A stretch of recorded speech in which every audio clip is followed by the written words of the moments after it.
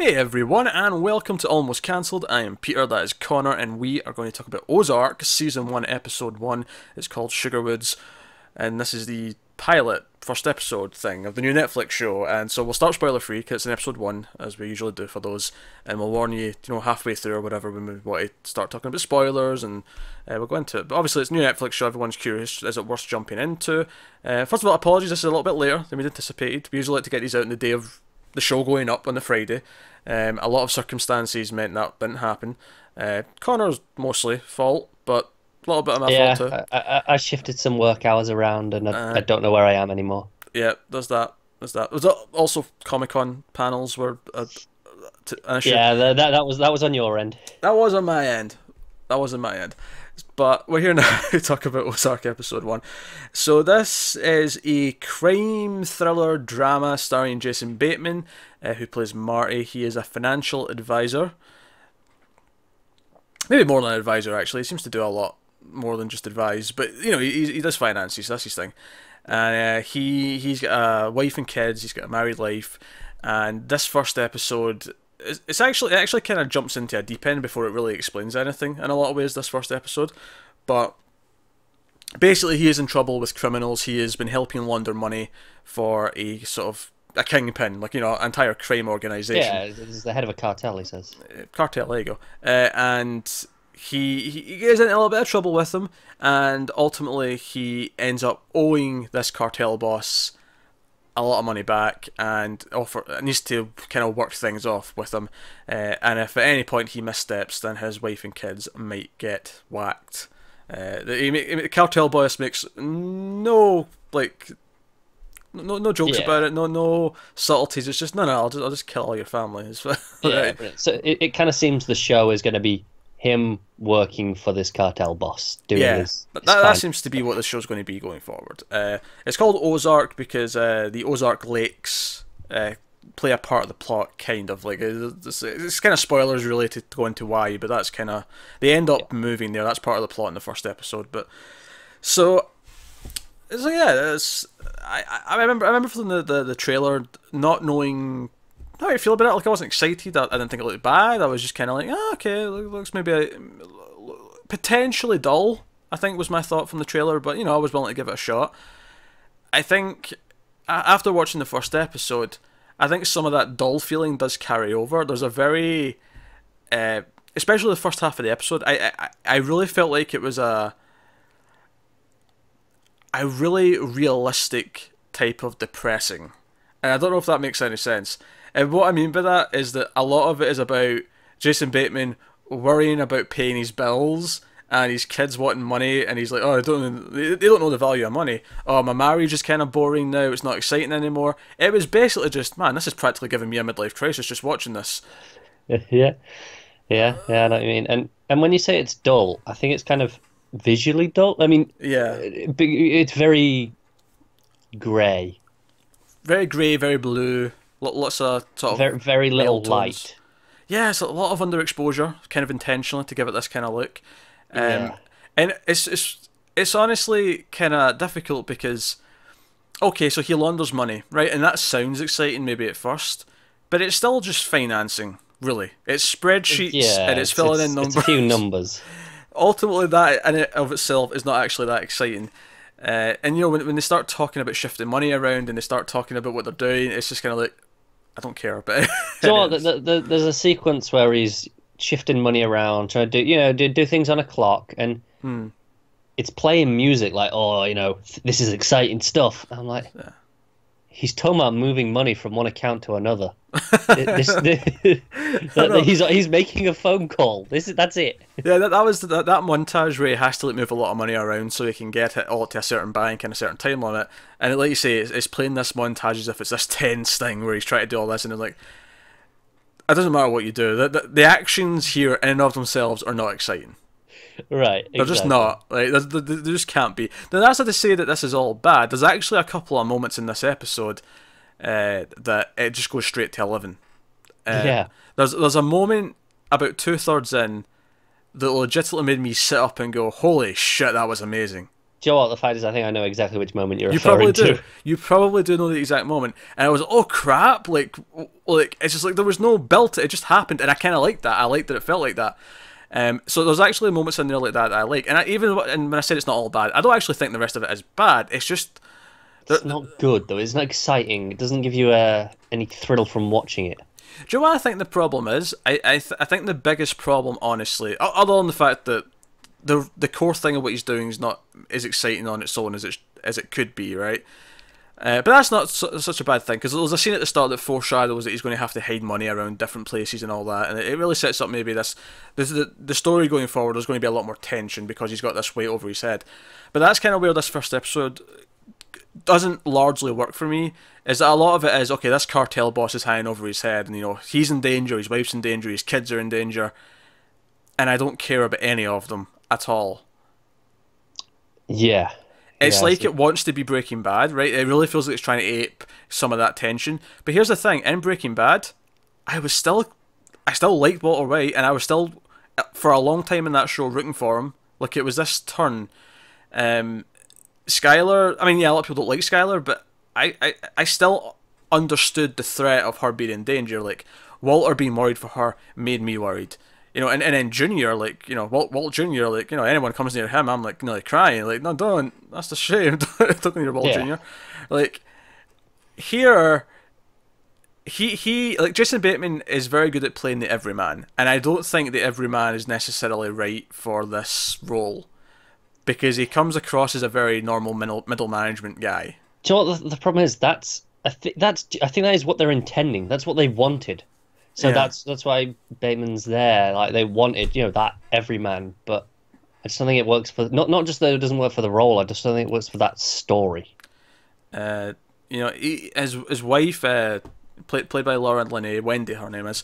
She isn't particularly likable. She's also kind of, I mean, she seems fine at first, but as it goes on, you kind of realize she's kind of also in the middle of a midlife crisis. So okay, and then the teenage daughter is just kind of irritating.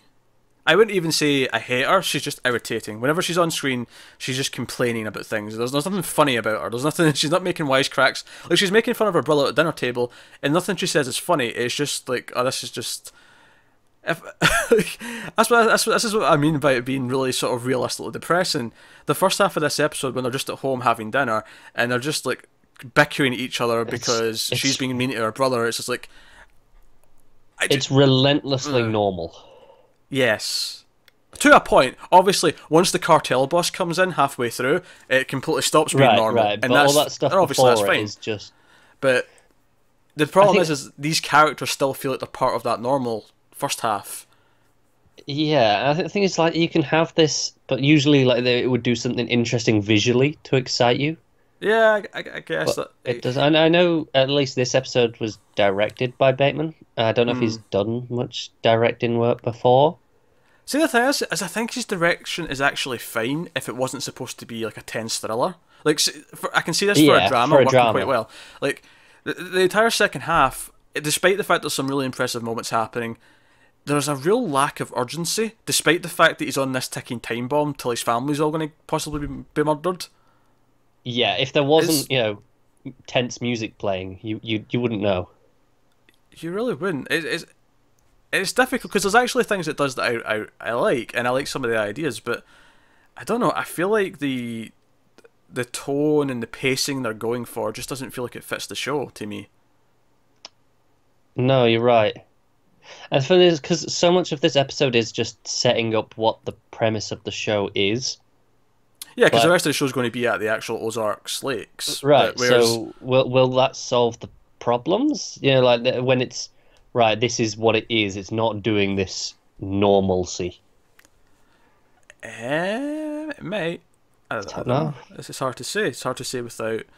Because there's a couple of moments towards the end where it finally lets Bateman have like a couple of human moments where you can see it's getting to him. And like...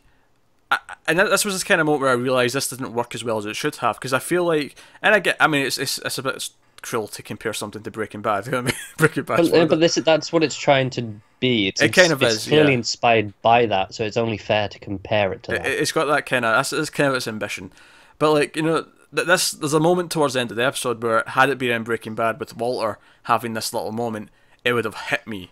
It would have hit me hard, and I would have, and not just because it was Walter. Like, I'm not saying just because magically it's Bryan Cranston, it suddenly is better. Like, what I'm saying is the rest of the story, or the way that show was written and directed, and the way it built up to that point, the time came for his character to actually be honest and have a release of some kind. It felt like I had weight to it. It impacted me. Whereas here, I don't know, like, when it goes to the credits at the end, it doesn't even like have like a cut to black moment. It just kind of slowly goes to them, and it's like, oh, okay, so, and that's kind of how the show feels. It feels like it just slowly goes to things, and then something exciting might happen, but then we go back to just kind of. But the exciting things, like it slowly moves, then it just happens, and then back to slow. Yeah, it doesn't build to the big moments. It likes to shock you with them. And to be fair, it works to a point. It does, but I feel like it could get old quickly. It could get old quickly. I think it's working just now, but I think after a while, if you don't care about what's going on, if you don't care about the characters, they'd stop mattering that much. Because obviously it's the first episode. I don't really care about the characters that happen to get offed in this episode. But, like, towards the end of the season, like, I'd have to start caring about some of the characters. It would, you know... yeah. So I don't know. It's a mixed bag. I don't think it's bad though. Like, I would never say this is bad. No, definitely. There's a level of competence to everything. Like, nothing is outright bad. Nothing. None of the actors are necessarily miscast. You know, Bateman maybe is an odd choice given. We don't think Bateman's miscast. We think they got exactly what they wanted from Bateman. We just don't know if they wanted the right thing. Yeah. If that makes sense. But do you know, I'm wondering with him. I just looked. He directs 4 of these episodes. I wonder if he's involved at quite a high level then. So it's like, you know, maybe this comes from him. Well, I think that's probably why he took this role, is because he wanted to. He kind of made it around himself almost. Well, I don't know if it's so much that. I wonder if it's I mean, maybe he was there at an earlier stage where he was actually producing it and wanted it to get made. He could have been. But I'm just wondering, like, say he wanted to, like, try directing some stuff. If they offered him this role and said, well, yeah, I'll do it, but I want to direct some episodes. And that's maybe why, you know, why he takes the job. I don't know. Then again, it's not like it's his first Netflix original, because Arrested Development now is Netflix territory. So maybe maybe it's just as simple as he has a good relationship with them. Yeah, the thing is, I think he does a perfectly good job. I think he does. You know, even a very good job at times. But it's just, is that what I want? I think him and Laura Linney both do a good job. I think the cartel boss I wasn't liking at first. It kind of seems really hammy, out of place at first. It does feel a bit over the top. He grew on me as the episode went on, though. Yeah, I think it was because some of the things that he ended up doing later were a little bit more interesting. You know, beyond just pointing a gun at someone and saying, oh, blah, blah, blah, blah. Yeah, I think at the start he's very cliche cartel boss. Because when he first shows up, he has this big speech. He gives this big analogy, this big story to sort of relate to what he's interrogating them about. And it just feels like something out of a movie. Like, it feels like he's emulating some movie gangster where he's telling this grand story. Do you know what the worst part is? Like, even without that spoilers, that story and the point of that story, do you know where I've seen that before? The Office. The American one? Yep, it's not like the exact same. You know, I'm sure a few things have changed around, like details of, you know, what was involved. Sure, but yeah. the story in general was in The Office. Well, you know, he's clearly a fan. Possibly he is. I don't want to be too hard on it though, because I don't necessarily hate watching it. I think it did feel a little bit long to me. Like, cause it's like a full hour. It's like 56, 57 minutes, whatever it is. Yeah. And that did feel a little bit long in the tooth. I'm glad it's only 10 episodes, though. I appreciate that. Because a lot of the, you know, back when Netflix started, all their original programming, everything was 13 episodes. I appreciate this being less than that. I appreciate them saying that 10's maybe a better number. Because we've seen a lot of 10-episode seasons from them recently. And they've typically worked out better as overall season pacing. So I can appreciate that. I do. It just feels a little bit off. There's just, it's not quite hitting the notes that it wants to hit. I don't know if it's necessarily like, you know, like the color palette's so dull, and I don't think it's a bad thing. I just think it's not working for me taste wise. I'm looking at it and it screams boring. See, I'd be okay with the color palette. If it wasn't combined with everything else, though. Well, yeah. Like I get that it's going for a look, but it's a very sort of like I like dark lighting, like low key lighting where things are more dramatic. There's a lot of shadows. I like all that stuff. Whereas this is kind of like that, but not as dramatic. It's very natural, but unpleasantly lit, if that makes sense. Yeah, it's like just being in an office with the lights off, but you still have the blinds open. So there's some natural light, but you wouldn't want to sit and read. It's definitely intentional. They want this to feel kind of authentic in its normalness.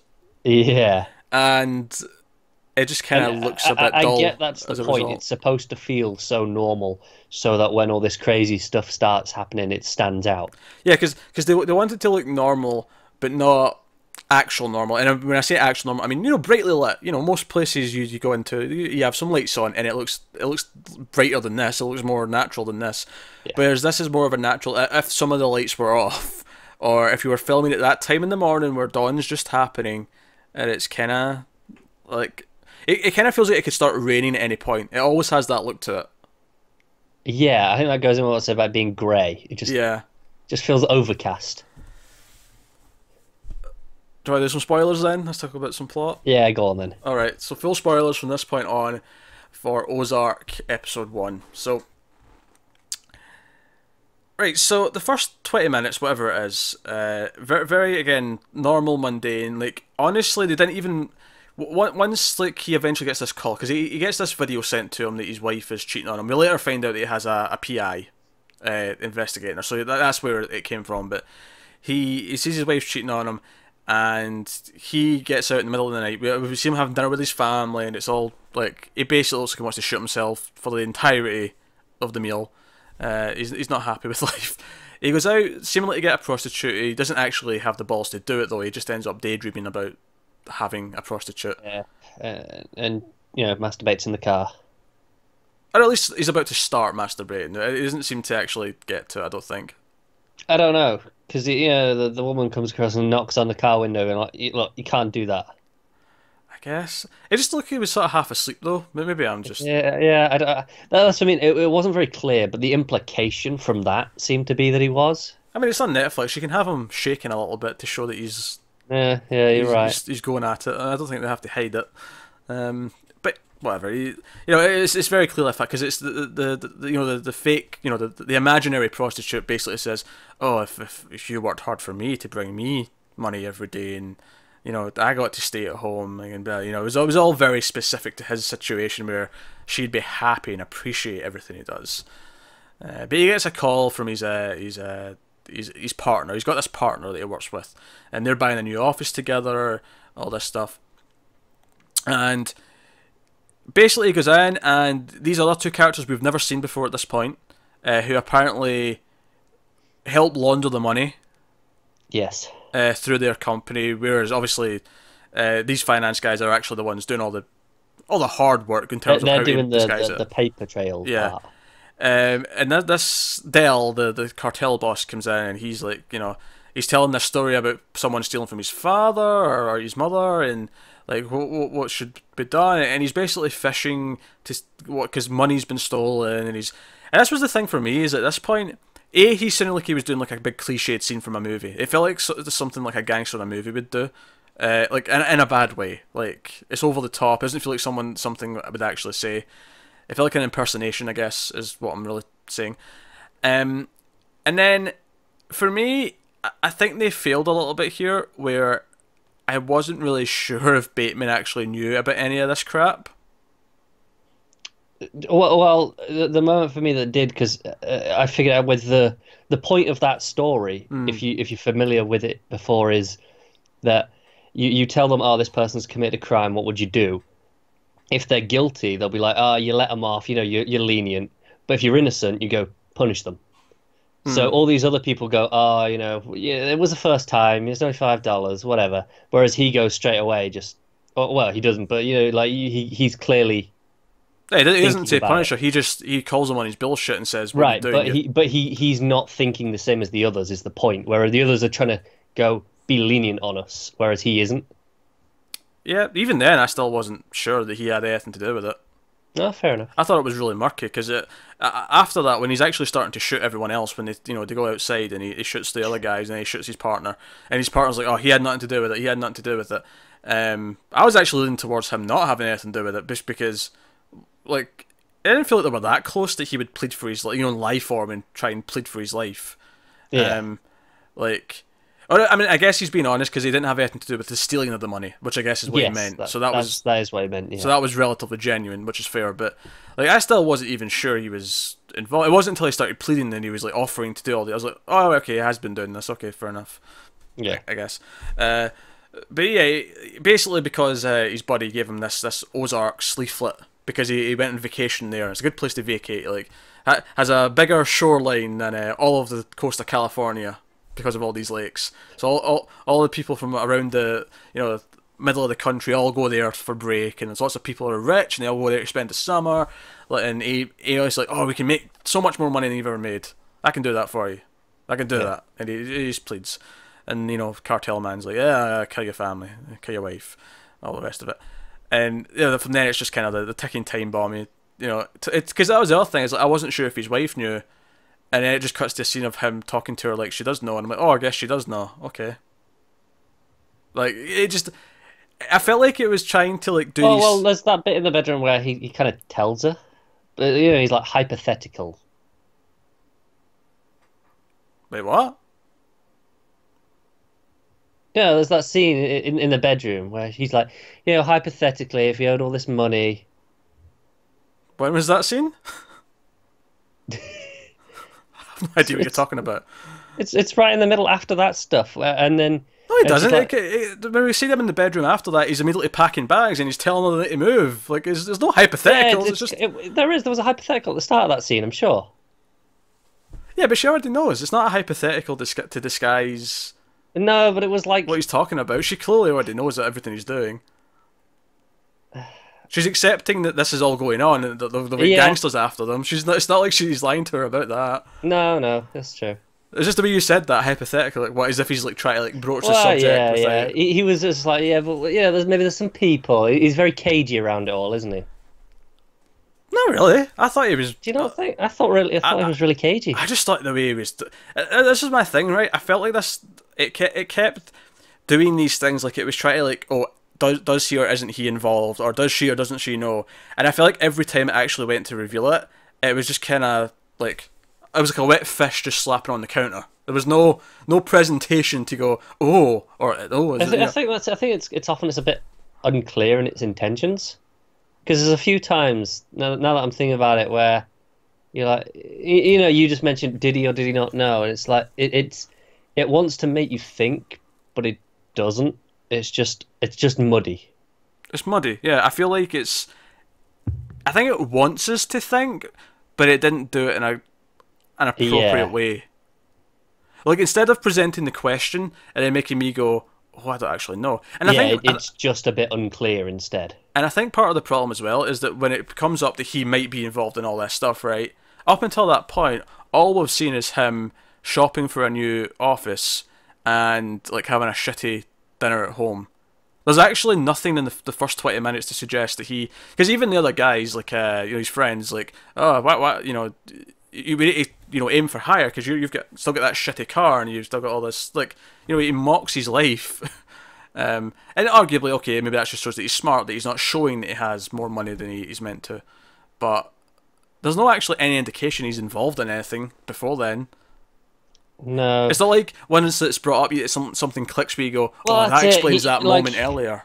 So the whole thing is, they stole 8 million, I think it was, and he's like, right, you've got to get me that 8 million back. It's actually 5. It was 5? It was 5, but he owes him 8 because he actually works out that they only stole 5, but there's 8 missing overall from the last however many years, so he ends up having 8, But he manages to get most of that together relatively easily. He does. Few phone calls and.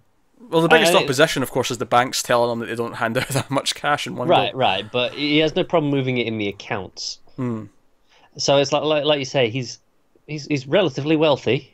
Clearly, he has. If he has access to that much, even if a lot of that's secret, there's got to be there would be no point if he wasn't skimming some of it into his actual accounts, re-laundering it for himself. Well, I assume there's an agreed upon fee for them laundering it, which is what he's earning, because he's not stealing. The other guy was stealing. No, that's At true. least that appears to be the case. Yeah, they have to give him something because there'd be no benefit otherwise. There was a point actually later on where I thought it was maybe again very muddy, trying to set up like, oh, was he or wasn't he in on this? But then like the wife just mentions, oh, his partner stole all this money, and it's played very matter of fact for the rest of the episode. And I really wasn't sure if they wanted me to think like, oh, was he or wasn't he in on it? And then I was like, does it actually matter at this point? It doesn't affect anything if he was or he wasn't. See, yeah, that was the scene where I wasn't sure if the wife did know or not, because she's telling the guy about all of this like it's new information. Well, Like, him stealing all the money's new information. but she was saying, oh, he's involved with all these dangerous people. That's how it starts, that conversation. Yeah, but everything else with the wife, like I said, scene in the bedroom with the wife, it felt very clear that she was in, at least to a point, on what everything he did. That he was up to illegal stuff and he was working for these people. And then later on, when Dell, the cartel boss, is like, "Oh, you lied to me. You do tell your wife about our things." So he, like, Yeah. he's heard enough. So again, muddy. I'm not really sure what it wants me. I mean, speculate. to defend that last one, it could be, he told her after he'd spoken. So he didn't necessarily lie at the time. He could have assumed the wife knew nothing before, Hey, and he told her. If Wendy knew nothing before that scene in the bedroom, then they did a horrible job having her react to it. Horrible. Yeah, this is why I'm confused, because it seems there that she must have known at least some of it, but then the scene where she's talking to the other guy, it feels like this was a lot of new information for her, whereas it should have just been a little bit extra on top. Yeah, she's having an affair with Slammy Executive Man from Mr. Robot. Exactly. And obviously the highlight of the episode is him getting thrown off the balcony. That I assume was the moment you were referring to. Yeah, because so Dell calls Marty and he's like, "Oh yeah, I've got your wife here. I could take care of this now. I could kill her. I could just deal with this just now. She was trying to empty your savings so that she could run off without you and blah blah blah blah." And he's like driving over, and the entire time he's just sort of bickering. He's like pissed off. He's like angry at himself. He's complaining, and he's walking through the street, and it plays out so normal. And this is where this actually works, because it doesn't feel like anything's about to happen, and then thump, body just lands like in front of him. It's a nice wide shot. It's not super close, because I think if it had been like right in front of him, it felt too wacky. Whereas this was like, it was off to the side. It was across diagonal. the street. Yeah, it was just a nice wide shot, and it was like no music played. There wasn't a sting or anything. It was just it was just, you just see something in the thump, and it really worked that moment. Yeah, that was a great moment. And then he just sort of slowly goes back to his car. Quite right. And then later on, so I think it's actually after that he's on the phone to Dell about his wife. He gives him the choice, like, do I kill her right now? And it cuts to them later together. Like, he goes in and she's sitting there, and he's just like, "You're welcome, by the way." And I'm like, okay. Is that it? Yeah. Well, here's the thing. When he gives him that choice, I'm like, okay, this is kind of complex and interesting, because he's trying to save his family. That's what he's worried about. But now he has a legit reason to maybe just say, yeah, off my wife, because she was cheating on me. Yeah, because he gives her the reasons. It's like, yeah, look, you can say yes, and this all goes away. You can say no, and you have to live with her, knowing that she's cheated. Yeah, because you can't really let her go, because she'll have information on you. Yeah. And me, specifically, is maybe what Dell's more concerned about. But all of that, but then after that, once it's just like, you're welcome, and that's all it is. And you could argue, okay, does this add to the depth of the characters, where this is going to be there? And I'm sure it will be. It'll be a theme going forward, that he doesn't trust her for these reasons, and something they're going to have to deal with. But again, it felt kind of muddy, where I wasn't like, okay, so now Marty's motivations feel kind of weird and conflicted, like. This is the thing, right? So this entire first episode is built around the idea that he's trying not to get his family killed, right? That's supposed to be the core tension, right? Yeah, but it doesn't really feel like he cares about his family. It doesn't feel like he cares about his wife, certainly.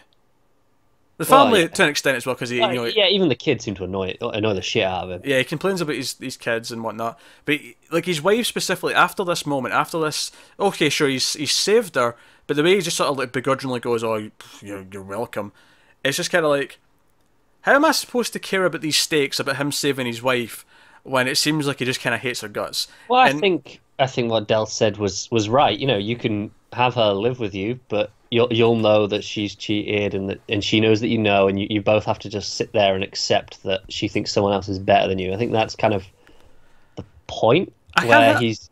I can't help but feel that all of this would be much better if I already cared about these characters.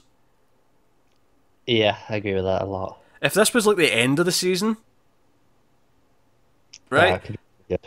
Yeah, if this was the end of the season and she had done this and he had to begrudgingly save her, and then it was this mixed emotions afterwards, I feel like that might work better. It might this changes the status quo. As an introduction, it feels like I don't know them well enough to understand that something's changed. Yeah. I think that's the big thing. So ultimately they move to the Ozarks, and Jason Bateman has that moment. I was sort of referring to this earlier, where he's in the woods. He says he's going to the toilet. He's going to pee, and he just kind of like stops behind the tree and kind of like sighs, and has the man tear moment. And I'm like, I don't care about you enough to actually give a shit that you feels like this moment's trying to tell me that he actually has some humanity. That this is all getting to him. And it should be all getting to him. It's very stressful. He's been on this time limit. He's on this ticking time bomb where this guy's just going to kill him and his family if he doesn't do what he says. And I don't care about any of these characters. This is the biggest problem with this show right now, I think, is that... Do you know what kind of sums it up? There's that moment where he lays off the secretary. He's like, yep, office is closing, bye. And she's sitting there, clearly like emotional, going, what's just happened? I've lost my job. But the camera, it just moves on. Like it's like, no, we don't care about you actually experiencing these emotions. Just see that they're there, and that's it. And that's kind of how I feel about the show. It goes, look, see, he feels things, but it doesn't actually give you time to care about it. Yeah. I don't know. Silly off. I don't know. I'm very mixed on it. Me too. I'm very mixed. It doesn't really sound like we want to watch any more of it. It doesn't, does it? Like, we were not sure before we started this. Yeah. And we decided, yeah, we'll talk through it and see how we feel. Yeah, because sometimes you talk through it more, you like it more or you dislike it more, depending on what you say to each other, and you sort of get to the bottom of the feelings. And honestly, the more we talk about it, it does feel like we're kind of mostly conflicted. I wouldn't say negative, even though we have been kind of negative, but it's like there's a lot of things that are almost right, almost good, and it just didn't hit the mark. Yeah, it just doesn't quite land the same way that body does.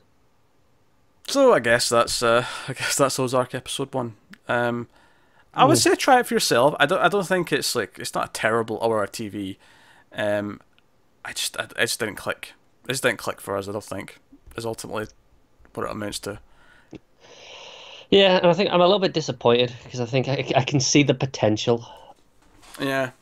And I think that's more frustrating than it just being bad, because I can see how I could love this, but it's just not there. It's just frustrating me instead. Yeah. The truth is a lot of it was kind of tedious to get through. Yeah. And there was some big moments did work, but there was other big moments that weren't working. And I'm thinking mainly, after when Dell has them all like tied up, sort of when he's killing, he ends up killing 3 of them. He kills, that moment was like, a parent shouldn't have to watch their kid die, and he kills the dad first, and then the son, and then he kills Marty's friend. Like, all of that happens really quickly, and like none of it was really eliciting any kind of reaction from me. It was just kind of like, yeah. Well, yeah, because it just felt like, of course, the scene was going to go this way. It didn't give me any reason to expect anything else. And I don't want to suggest that, if you care about the characters more, this would work. Because honestly, sometimes a movie can do this exact type of scene in the opening, and it can be very effective. I think, though, that they typically have, more of a visual style to carry it at that point, instead of characters. The visual style and the way it's played is how you build the tension. And I think ultimately that's the problem here, is that the direction is kind of dull. I mean, I keep coming back to that word, but that's how the show feels. It's not bad direction. I think, like you say, it would be great direction for a drama. But for something that's supposed to be exciting, like a thriller, these scenes where, it's really tense and anything could happen, so it's supposed to feel, it just never does feel like it could. Yeah. Then on top of that, you have the main character doesn't really leave much of an impression, one way or the other. which is worse than just not liking him. Honestly, like you just sort of came out of it going, yeah, he was a That's it. I don't dislike him because he didn't do anything wrong. Not he's really, he's but I a don't. middle-aged white man. That's who he is. That's it. I don't like it. That's it. He didn't really do anything either way. He just kind of exists. Yeah, Like, even from a plot perspective, he doesn't actually. Very rarely does he actively do something. yeah, he mostly just reacts to stuff, and he's kind of forced into things. It never really, there's never a single sort of decision that he makes that really feels like it tells me much about his character. Arguably, saving the wife, despite the affair, is kind of supposed to be that moment. Yeah, but it's really understated, isn't it? That moment. I think that's the problem. Yeah, understated is the word I'd use. There's a lot of stuff in this that's understated, when a few of those things could really do with no, overstate. Yeah. Just to give one positive, I'll say a moment I really liked was when he goes into the bank and I like that. Yeah, they're like, no, we don't have it, and he's like, no, you've come here thinking there might be hostages. You will have brought that money. That showed it was smart. But even before that, I thought that was really funny, where he walked into the vault and there's a cop just with a pad saying, "Is this ransom money?" Yeah, he just reads it out loud. Is this ransom money? Of course, it's not. Yeah, I like that. I like that. That's something the authorities like. He's trying to take out this much money. Something might be wrong. Let's ask if. And he's like, look, if I want to throw us into a bathtub, and jump into it, Scrooge McDuck style, I can do that. Yeah, I think that's probably the biggest impression his character left me was that scene. It's the only time he really felt like he did something, where he went in, he was like, no, I'm doing this.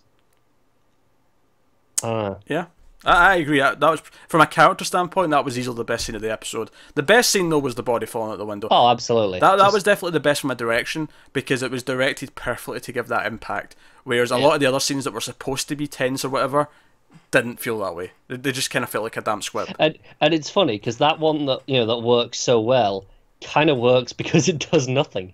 Exactly. Yeah, that was like if someone else was directing this show, that would be where they make the conscious choice to stay back and go, no, let's play this out in wide to make it just feel like it's part of the world and just have it happen in shot. Whereas when you're doing the other stuff, when the guns are to the heads and whatnot, do some handheld, go in close, make it feel tense, or do a really wide shot and make it feel like it's like a visual kind of painting from a distance and light it beautifully or whatever. This all feels pretty similar. It just happens to work for some moments and not for others. Yeah, it's kind of tone deaf, I guess. Like it's very just doing the one thing the whole time, and sometimes like a broken clock, that works.